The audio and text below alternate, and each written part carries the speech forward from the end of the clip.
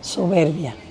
Escribir puede ser eso, sobre todo si no solo es para uno, como ahora finjo al compartir la intimidad de la muerte de mis padres. Temo al olvido y quiero por encima de la degradación vertiginosa de esos días de internamiento, la pérdida de voluntad, la indignidad del cuerpo, el número de habitación y el expediente en que se convirtieron, el pizarrón con los nombres cambiantes de las enfermeras en turno. Quiero devolverlos de ese final donde los detalles se pierden. Ellos tan viajeros, tan gozosos del bienestar y el asombro, tuvieron como última estancia un cuarto de hospital durante 2 semanas. Me duele escarbar en esos días del triste telón, pero me pesa más la desmemoria. No saber quién fui yo mientras atestiguaba el descenso, mientras me confronté con mi hermana, mientras mis brazos dolían como si hubieran cargado a mi padre antes de morir, al tiempo que mis manos retuvieron el último apretón de las de mi madre. Quiero recuperar, tal vez por doblegar al tiempo, por tenerlos conmigo, lo que puede ser salvado de la indecencia de morir viejo en un hospital y no en casa como debiera ser. Quiero rescatar del desagüe la manera en que los hijos competimos por su amor aún a su muerte. Quiero la imagen que los padres nos devuelven de nosotros mismos, su ojo que repara en nuestras gracias y torpezas. Quiero ser redimida por el recuerdo de quien ellos decían que era yo. Me pregunto, ¿por qué los escritores queremos hacer público lo privado? ¿Por qué necesitamos escribir sobre la orfandad? ¿Por qué la intimidad exhibida? ¿Por qué deshojarse frente a los desconocidos? ¿Por qué? Amigos y amigas que leen por gusto, aquí frente a ustedes han escuchado y están viendo a Mónica Lavín, escritora, periodista mexicana.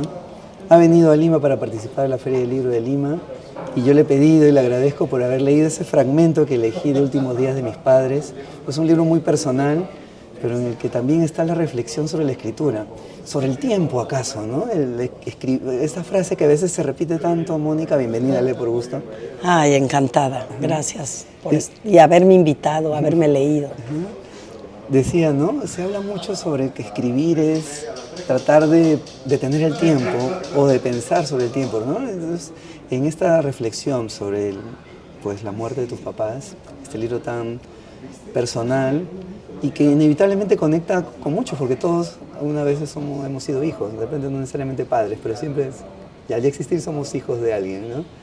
Pero esta reflexión sobre la escritura, ¿no? Escribir, hacer público lo privado, ¿no?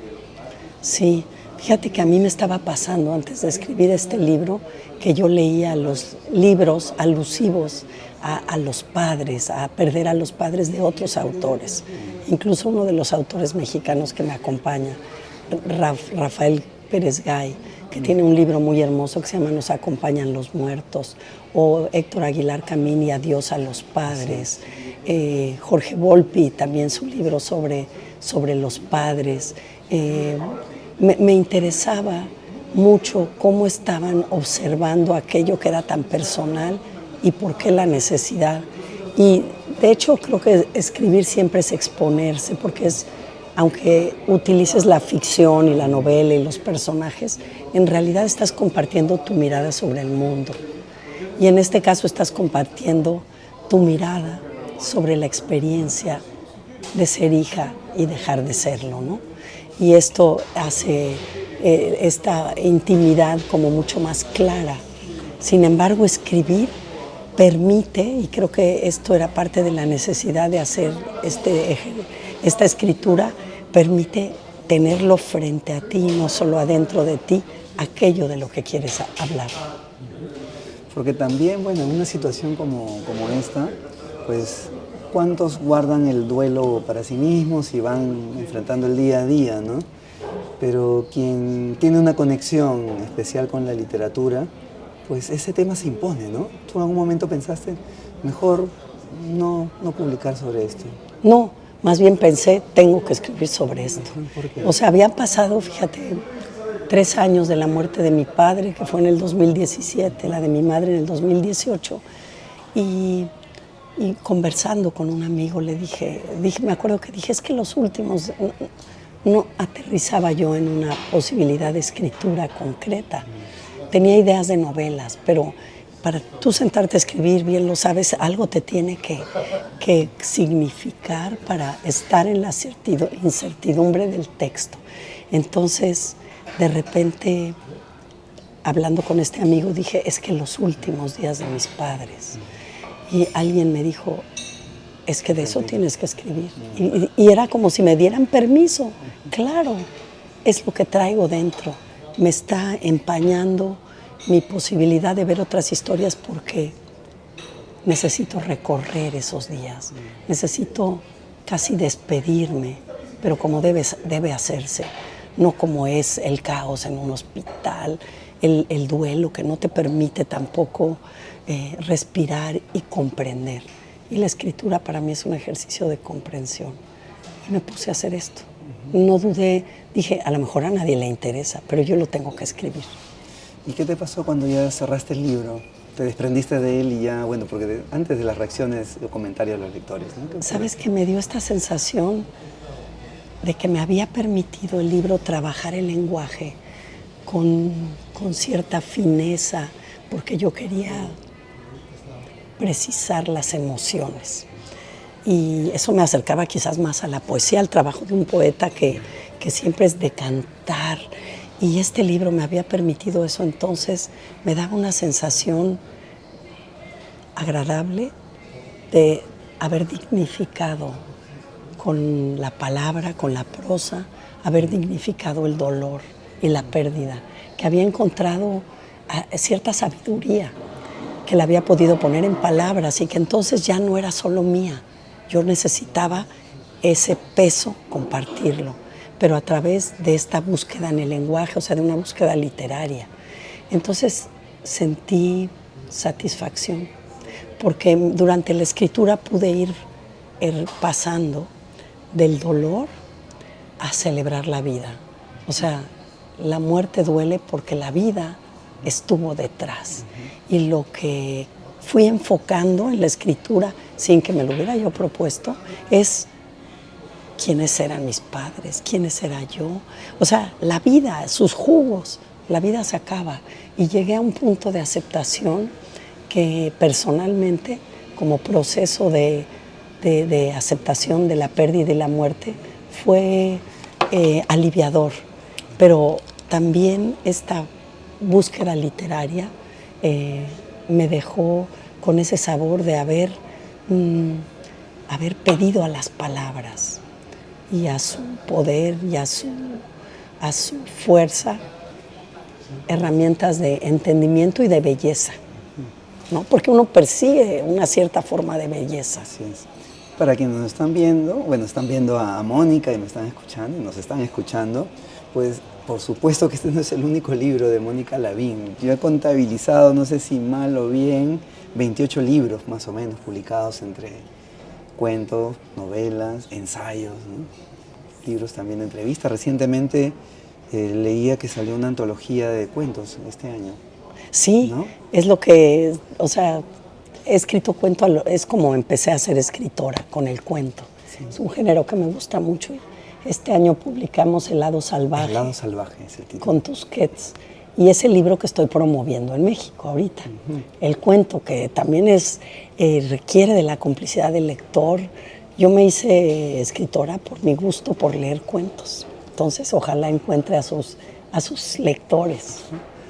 Y ese gusto por el cuento que estaba, ¿no?, a la par cuando estabas estudiando biología, ¿no? Me llamó mucho la atención que escogieras la carrera de biología, pues teniendo padres muy lectores, orientándote más o menos ya a las artes, ¿no? ¿Por qué escogiste la carrera de biología? Fíjate que la ciencia siempre me ha gustado. Me parece que tiene también su belleza, sí, porque busca la comprensión, pero de fenómenos de la naturaleza, y busca poderlos poner en un modelo, una ecuación. Siempre me gustaron las matemáticas, pero además no sabía yo cómo se hacía un escritor. no quería estudiar letras. Sí quería seguir siendo lectora, desde luego, pero no quería ser una estudiosa de la literatura. Pensaba además que aunque mis padres veían que a mí me gustaba leer y escribir, yo quería marcar mi raya, como queremos los adolescentes. Entonces la ciencia era un área donde yo no tenía nada que ver con mi familia. Fíjate, qué rebeldía tan absurda. Finalmente regresé, ya siendo investigadora, regresé a aceptar que mi pasión principal estaba en la escritura. Y es que, claro, hay mucha inseguridad inicialmente, ¿no? Acercarse a la escritura, incertidumbre, digo, de cómo ya está esta vocación, pero cómo se vive de eso, ¿no? No solo cómo se vive, sino cómo se le da cuerpo, cómo se le encausa, y además hay la incertidumbre de que uno sea capaz, de que haya lectores para aquello que para uno, las ocurrencias de uno. Yo escribía cuento y me gustaba mucho, pero y tomaba un taller que me ayudaba a entender el manejo técnico o cómo leer mi propio texto y mejorarlo. Y era un escritor argentino, Mempo Giardinelli. Pero siempre he pensado y sigo pensando que es un camino mucho más incierto que el de la ciencia, porque la ciencia me hubiera dado la maestría, ¿no? El doctorado, porque querría especializarme y querría ser la mejor en no sé qué, ¿no? Querría dialogar a lo mejor con un puñado en el mundo, pero me iba a perder de todo lo demás. Eso es lo que comprendí, que la especialidad me iba a llevar a un mundo, y en cambio la literatura, leer y escribir te hace poder estar en todos lados, ¿no? Desde lo muy personal como este libro a Yo la peor, Sor Juana, otra época, meter las narices en todos lados. Esta es tu primera novela, ¿no? Ha sido reeditada, Tonada de un viejo amor, ¿no? Año 81. La relanzaron, fíjate, es del 97 y la relanzaron el año pasado y le fue bien. Estoy sorprendida. Hablando de la incertidumbre, cuando me desbarranqué del cuento a la novela, pues yo no sabía ni cómo se escribía una novela, pero se aprende a escribir escribiendo, tanteando las aguas y obviamente leyendo. Y me gustó escribir novela también. Y entonces me ha dado mucho gusto que los libros no tengan fecha de caducidad. ¿Qué es lo peor que podría pasar, no? Sí, sí. Que ya no importe. Y me gustó desdoblarme en el tiempo, hablando del tiempo, y leerme y decir, esa escritora que fui no me disgusta, me gusta. Porque también podrías, ¿no? Corregir, sí, o decir, no, historia. Voy a reescribir esto, sí, o darle otra forma. El cuento y la novela, ya con este aprendizaje ya en el tiempo, claro, has vuelto al cuento, estás reivindicando el cuento como género, después de haber publicado tantas novelas, pues, y además dictas talleres, ¿no es cierto? ¿Cómo diferencias ese abordaje? ¿Es por el tema, es por el desarrollo de personajes o por cómo se encausa? Creo que un punto clave es si la historia que quieres contar te pide conocer más de tus personajes, que su evolución dialogue con la trama, estás en el ámbito de la novela. O sea, si tienes que saber mucho de tus personajes, no estás en el cuento. En el cuento es la situación la que manda, ¿no? Y vas a saber algo importante de tu protagonista o tus protagonistas, pero no vas a saber todo, porque lo que importa es el suceso y la revelación, ¿no? Entonces, creo que he ido caminando en la vida y ya voy sabiendo, esto es cuento, pero a veces lo que creo que es cuento se puede convertir en novela. Tonada de un viejo amor iba a ser un cuento, porque yo no pensaba en novelas.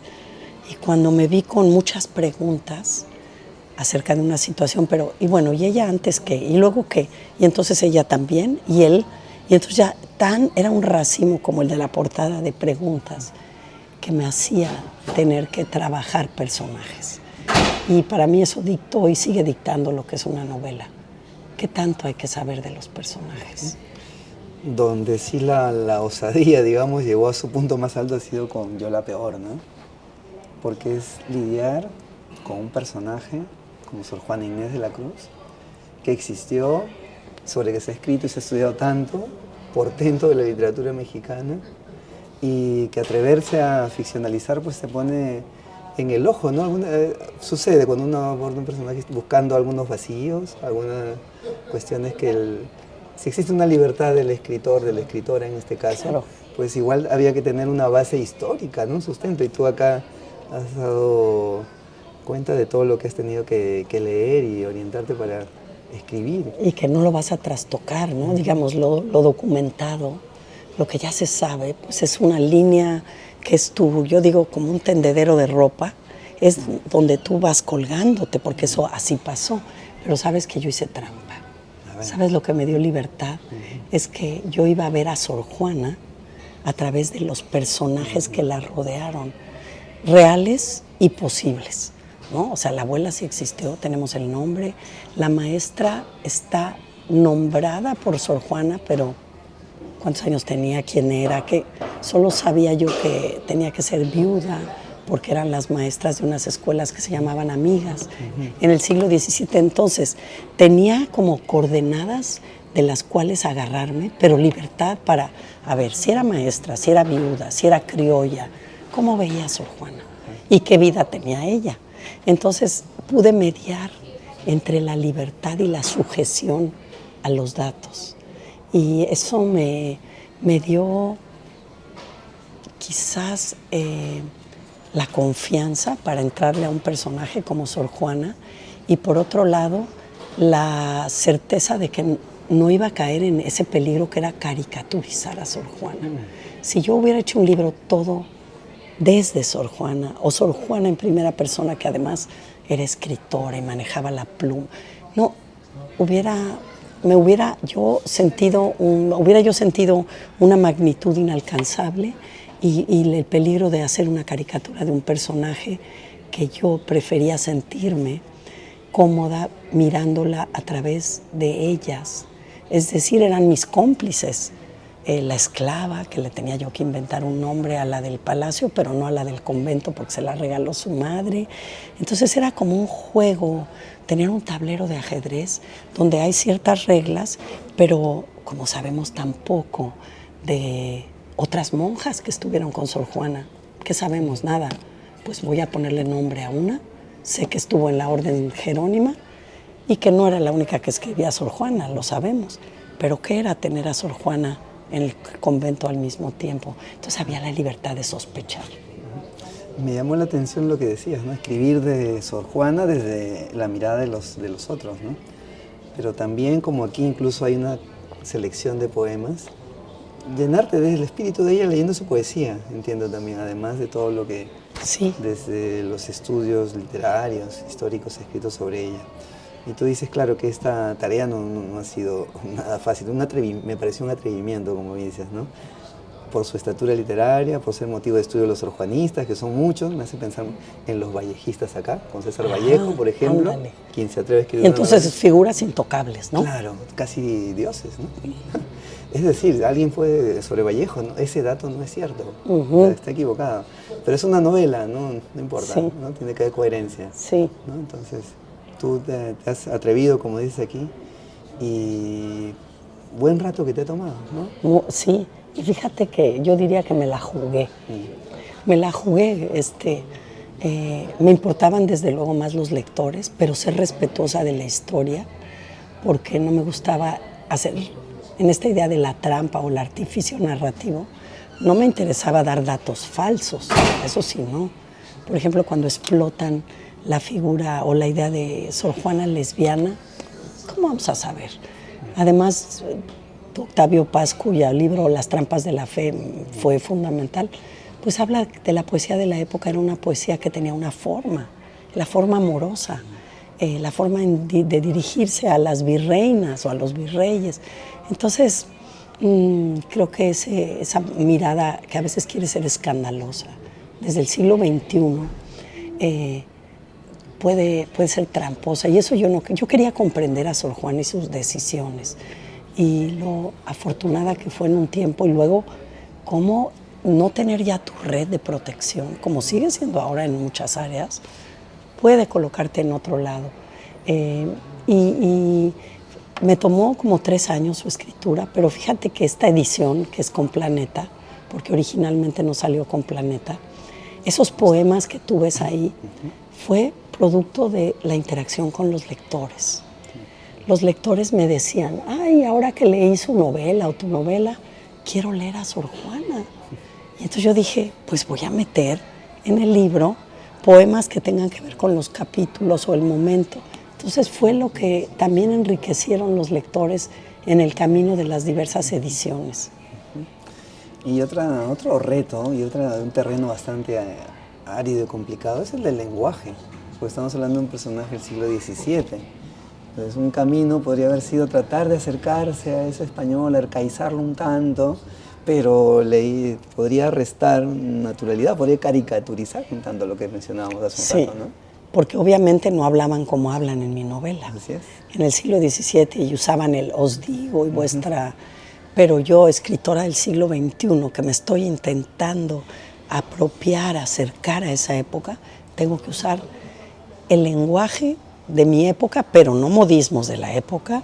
Pero fíjate que fue para mí muy ayudador para la escritura, esto que tú decías. Yo leía un poema diario para entrar en sintonía.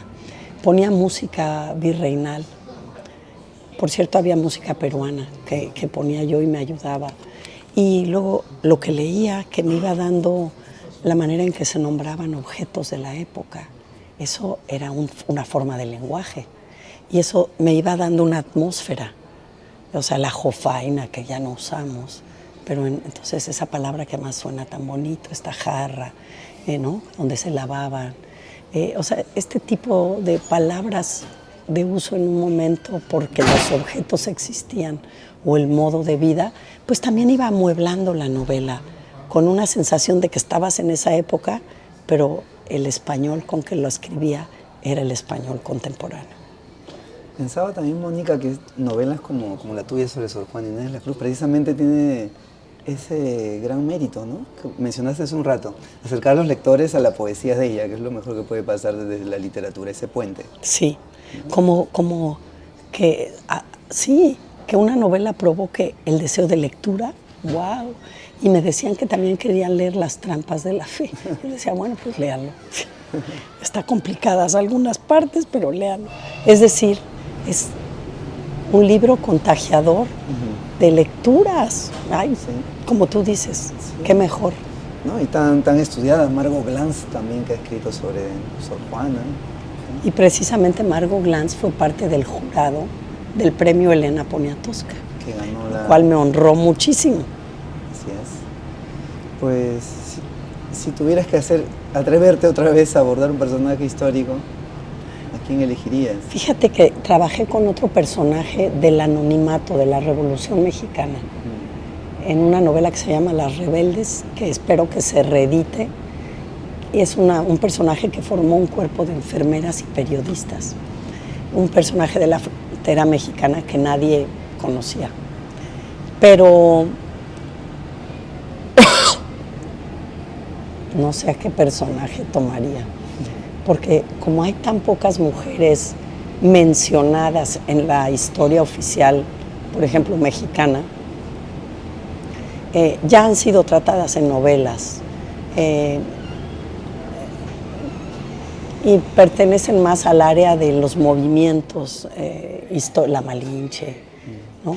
Josefa Ortiz de Domínguez en La Independencia, Carlota ya han sido tratadas. Frida Kahlo, ya no quiero hablar de Frida Kahlo. Otro personaje. Necesito, si me sale al paso alguien que me intrigue mucho, desde luego que me voy a meter. Pues yo he hablado de la faceta de cuentista, de novelista, pero también está la de ensayista. Hay un libro, Mónica, tuyo, que me llamó mucho la atención y me gustaría que llegara algún día acá, que se titula Leo, luego escribo. Le concierne mucho una página que se llama Leer por Gusto y a quienes nos gusta leer, ¿no? ¿Por qué? Te mencionaba antes de tener la charla, porque cuando se busca contagiar este gusto por la lectura, a veces somos casi fundamentalistas, ¿no? Leer te hace una buena persona, tienes que leer, por favor, lee, Entonces no hay una manera de contacto más natural, ¿no? Del testimonio. Y tú en estos ensayos pues hablas precisamente de eso. Hay un ensayo que se titula Leer como rebeldía. Voy a leer un fragmento ahí que escogí. Aquí en corto, confieso que la lucha por contagiar el gusto por la lectura solo se puede librar con lentitud. Es una batalla más parecida a la seducción que se da entre dos personas que a la comunicación masiva. Me gustó, me interesa, me concierne mucho. Mira un espacio como este, Sí. que tiene, ¿no? Son como el verso de Vallejo, son pocos, pero que es un trabajo lento, ¿no? Lento, constante, como ha sido el de tu página, que también hablábamos de ello, progresivo, de pequeña escala, o sea, de escala íntima. Es que esa es quizás la contradicción y la fascinación de la lectura. Su escala es íntima porque queremos leer. Leemos en silencio normalmente ahora que hay, desde que hay imprenta. Parece escrito, parece un diálogo con el libro, pero sin embargo hay que conversar los libros para que haya una posibilidad de oleaje, del contagio, de que alguien sepa de este libro, de que alguien se entere que existe y que esté entre la esfera de esa sensación de lo privado, pero obviamente la literatura es un acto, o sea, es una difusión que debe saltar el tiempo, las barreras geográficas y la escala de lo privado para hacer un bien colectivo, ¿no? O una experiencia colectiva. Entonces, hay una tensión entre esas dos cosas y además en una era en que vivimos donde la novedad es muy tirana. Sí. Muy tirana. Entonces, de aquí a que te enteras o yo te platiqué de un libro, vas a buscarlo, ya no existe el libro en la librería. No, o ya está fuera de catálogo. O si los libros van reptando, ¿no? O sea, y el de boca en boca es quizás el elemento más persuasivo que tiene que ver con la seducción. Sí. Es hombro con hombro, así, cerquita. Sí, lo pensaba también dirigir a las autoridades, porque quieren, claro, promover la lectura, pero sí, de inmediato, ¿no? Campañas con eslogans. Bueno, todo contribuye, todo contribuye, pero mira, qué mejor poder de contagiar la lectura que alguien te lea una página, como me hiciste leer a mí. O sea, si a mí alguien me lee en voz alta y me gusta eso, yo quiero leerlo, quiero seguirlo leyendo. Si alguien me dice, mira, te recomiendo esta novela, me gustó por esto, tengo intriga, tengo curiosidad. Y sí, hay que, en las campañas de formación de lectores, hay que concederle a la lectura el paso con el que va a ser dispersada, como, yo digo no como hábito, como necesidad. Tienes ahí también un texto sobre la importancia de leer cuentos y novelas, ¿no? Claro que tú mencionas, sí, pues efectivamente, uno cuando postula un trabajo nadie te dice cuántos cuentos has leído, cuántas novelas, no cuenta. Sí. Pero cuando alguien te pregunta, entonces, ¿para qué debo leer entonces cuentos y novelas? Quizás la respuesta podría ir saliendo de los lugares comunes, a ver, quizás para comprender al otro, ¿no? Para comprender al otro y para multiplicar tu experiencia de vida. Es que solo hay una, o solo tenemos documentado esta que tenemos. Pero la imaginación tiene muchas posibilidades de viajar y entonces creo que hay un enriquecimiento en poder tener experiencias múltiples. Mira, ahora que está de moda el metaverso, la literatura es poder estar aquí y estar en otro lado y en otro tiempo. ¿Qué mejor, pauta de convencimiento? ¿O les basta con la vida que tienen? Yo creo que a nadie. Queremos más, ¿no? Pues ya para ir finalizando, Mónica, agradeciéndote tu tiempo, pues es un recuento, ¿no? de tus libros, 28 aproximadamente. Claro, una obra prolífica. Entonces, y esto se debe a que constantemente estás escribiendo, pensando en ideas. ¿Cómo se...? Quizás me es tan una forma de estar en la vida, la escritura y la lectura, que mi temor mayor es que no se me ocurra de qué escribir. Porque si estoy escribiendo, estoy buscando, estoy en mi mundo, pero en otro mundo. Escribo artículos para periódico, pero ahí es comunicar una idea. Es comunicación, es la principal objetivo y es mi voz, pero cuando estoy construyendo los mundos ficticios o comunicando una emoción o queriendo arropar una emoción, estoy en búsqueda de una forma, de una palabra, de un espacio, y eso me da una razón de vida tan poderosa que no quiero. Pues yo de repente digo, ahorita acabo de salirme de mi trabajo como profesora universitaria, pero de la escritura no me voy a salir. Sería una especie de muerte. Ahí está la respuesta entonces. Pues cerremos esta charla al estilo de Lee por Gusto. Por favor, Mónica, háblanos de 5 libros para ti importantes, yo sé, de tantos, pero 5 que concurran ahora a tu mente y de los que quieras hablar. Mira, hay un libro del escritor estadounidense William Faulkner que se llama Luz en agosto, que es un libro que me gusta muchísimo porque tiene unos personajes verdaderamente complejos, desarropados emocionalmente, que no son capaces de expresar ni dar ningún tipo de afecto a los demás. Por ejemplo, uno que se llama Christmas, que me parece un gran personaje, y me gusta mucho la literatura del sur de Estados Unidos. Siento que me dice cosas, y en ese sentido hay de una autora que se llama Carson McCullers, El corazón es un cazador solitario, que además trata de un mudo. Y me gusta quizás estos libros que tienen que ver con la soledad y la incapacidad de expresar. Me gusta mucho un cuentista que se llama Raymond Carver, ya murió, pero sus cuentos, los que están aglutinados en un libro, Tres rosas amarillas, me gustan muchísimo. Me gusta mucho Rosario Castellanos, mexicana, chiapaneca, y su novela sobre Comitán, esta novela maravillosa, Balún Canán. Estaba buscando el nombre, que es el nombre que se le da en la lengua nativa a este lugar que ahora se llama Comitán. Me gusta mucho cómo cuenta una historia de lo indígena, lo mestizo, los años 30 y todo desde una niña. Genial. Quizás nos construye una historia. Y La fiesta del chivo de Vargas Llosa, la doy a leer porque me parece una construcción a tres tiempos y a tres visiones perdón, del poder y sus límites, o su falta de límites. Muchísimas gracias, Mónica. Mónica Lavín ha estado aquí en Lee por Gusto y he estado en la Feria del Libro de Lima. Y un gusto conocerte, Mónica. Gracias. Y perdón por mi voz, no es mi voz normal. Descuida que yo también estaba así, quienes me han escuchado, parece que esto es una maldición. Ahora se ha trasladado a los invitados ahora. Muchas gracias, Mónica, gracias. que nos han seguido.